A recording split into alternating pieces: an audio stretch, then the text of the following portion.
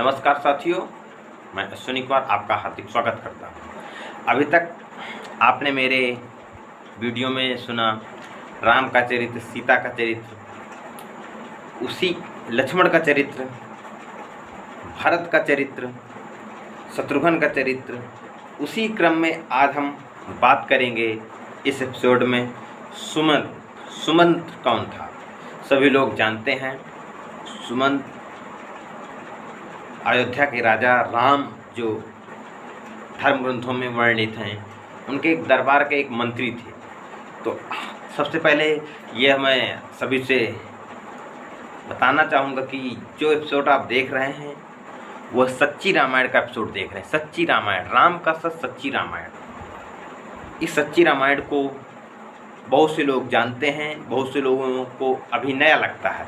तो ये सच्ची रामायण पेरियार ललई सिंह यादव द्वारा लिखी हुई सच्ची रामायण है, जिसको ललई सिंह यादव ने लिखा था, जिससे मनवादी विचारधारा में भूचाल आ गया था। बात हाई कोर्ट तक गई थी और वहाँ पर हाई कोर्ट के समक्ष यह बात साबित हुई कि राम नाम का जो व्यक्ति है धार्मिक ग्रंथ रामायण में, वह एक काल्पनिक पात्र है। किन बिंदुओं पर काल्पनिक पात्र है साबित किया, उसी को सच्ची रामायण परिभाषित करती है। उसमें से सुमंत का हम चरित्र में चर्चा करेंगे। यद्यपि वह मंत्री था, किंतु वह सच्चा व धार्मिक व्यक्ति था। दशरथ के साथ उसका व्यवहार छल कपट पूर्वक था। उसने उसे कभी उचित परामर्श नहीं दिया। वह राजा की रानी कैकेयी से उपहासास्पद वार्तालाप किया करता था। अयोध्याकांड अध्याय 35। वह झूठ भी बोलता था। इसी के आगे हम वशिष्ठ के चरित्र में चर्चा करेंगे। एक साधारण पुरोहित की भांति उसका कोई अच्छा व्यवहार नहीं था। यह पहले से जानते हुए कि राजगद्दी पर भरत का ही अधिकार है, यदि यह जानते हुए कि राजगद्दी में भरत का अधिकार है, तो उसने राम का राज्याभिषेक करने की युक्ति कैसे निकाली और क्यों निकाली? भरत को राजगद्दी न मिल सकने के विषय में रचे गए षड्यंत्र को सफल बनाने के लिए उसने राज्याभिषेक की तिथि शीघ्र निर्धारित की। उसने राम राज्याभिषेक की ऐसी शुभ तिथि निश्चित की जो अंत में राम को वनवास के रूप में परिणित हो गई। जैसे हम लोग शुभ और अशुभ में विश्वास करते हैं कि हम पुरोहित से किसी बात को पूछे कब शुभ होता है, कब अशुभ होता है। यदि पुरोहित ने यह शुभ अवसर, यह शुभ दिन निकाला कि राम का जिस दिन राज्याभिषेक होगा, तो वह किस प्रकार का शुभ दिन था कि राज्याभिषेक के दिन राम को वनवास जाना पड़ा। यह एक विषय सोचने का बनता है। इसी के साथ हम हनुमान के चरित्र पर चर्चा करेंगे। यह एक साधारण व्यक्ति था। उसने कोई बुद्धिमत्ता का कार्य नहीं किया था।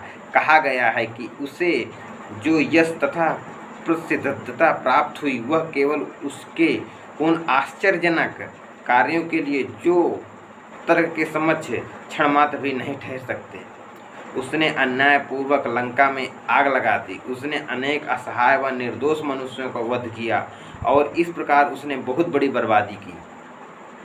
सीता से वार्तालाप करते समय उसने निर्लज्जता तथा असभ्यतापूर्ण शब्दों का प्रयोग किया था। यहाँ तक उसने मनुष्य लिंग के विषय में सीता से बातचीत की थी, जो कि उससे स्त्रियों के समक्ष नहीं करनी चाहिए। सुंदरकांड अध्याय 36। सुंदरकांड अध्याय 35 में यह हनुमान के विषय में वर्णन प्राप्त होता है। बाली किस प्रकार से मारने योग्य? बाली किसी प्रकार भी मारने योग्य नहीं था। आइए इसमें चर्चा करते हैं। वह अपने भाई को नहीं मारना चाहता था। सुग्रीव ने अनावश्यक रूप से उसके साथ झगड़ा खड़ा कर दिया था। बाली संभवतः निष्पाप था, इस कारण कोई दोष नहीं था। वह अपनी स्त्री से सुग्रीव को न मारने की प्रतिज्ञा करके युद्ध क्षेत्र में गया था। वह बहुत धैर्यवान तथा शक्तिशाली था। वह सच्चा व खरा व त्यागी था। कोई भी मनुष्य, यहाँ तक कि अकेला राम भी उसके साथ आमने सामने युद्ध करने में असमर्थ था। वह बहुत से महान व्यक्तियों का प्रिय मित्र था। उसे राम का सच्चा पुरुष समझने में भ्रम हो गया था। बाली की मृत्यु पर सुग्रीव ने उसके गुणों की प्रशंसा की थी और कहा था, मैं अपने ऐसे भाई को खोकर जीवित नहीं रहना चाहता।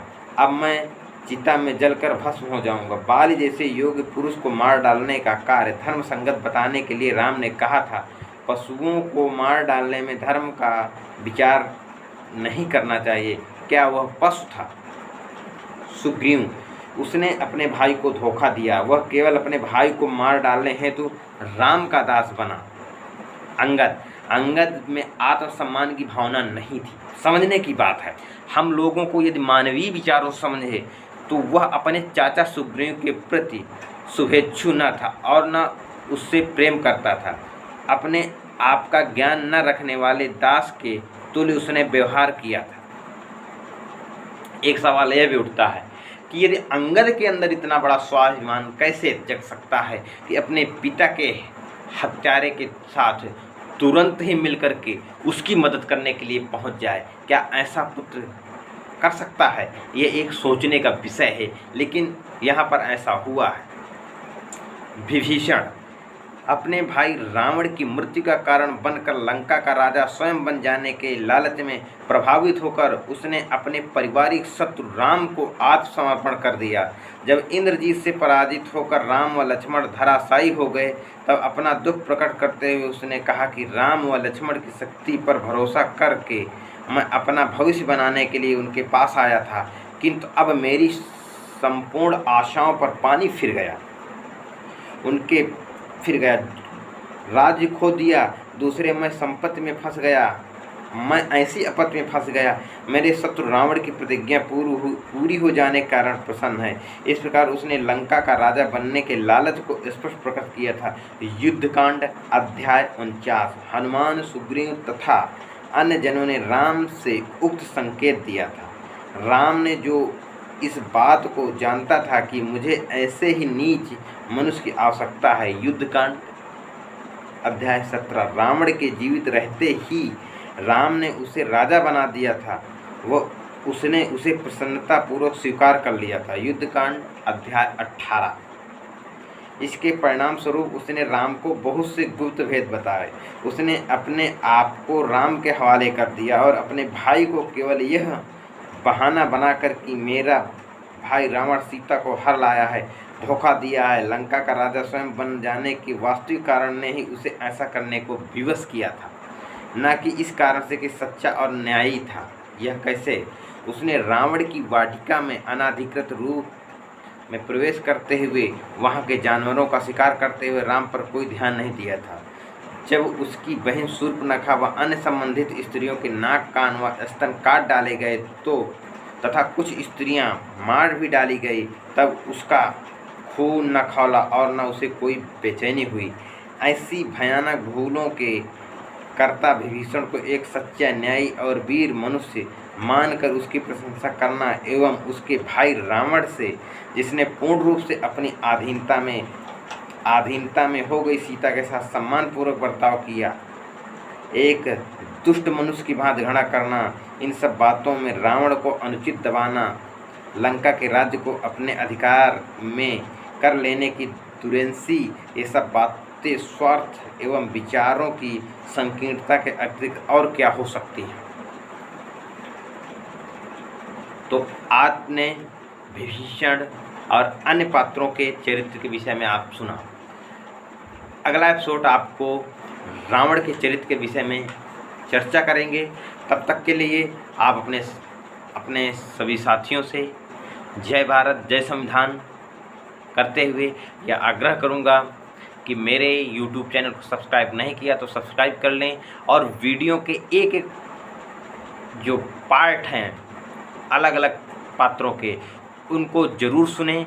यह इसलिए सुनाने के लिए कोशिश की जा रही है कि बहुत से लोगों को सच्ची रामायण बाज़ार में उपलब्ध नहीं हो पाती है, इसलिए सच्ची रामायण वीडियो बना करके हम आपको इस वीडियो के द्वारा, सोशल मीडिया के द्वारा, YouTube के द्वारा पहुंचाने की कोशिश करते हैं, जिससे आप लोगों को यह जानकारी हो कि सच्ची रामायण क्या है, सच्ची रामायण में किस प्रकार से पात्रों का वर्णन किया गया है। धन्यवाद।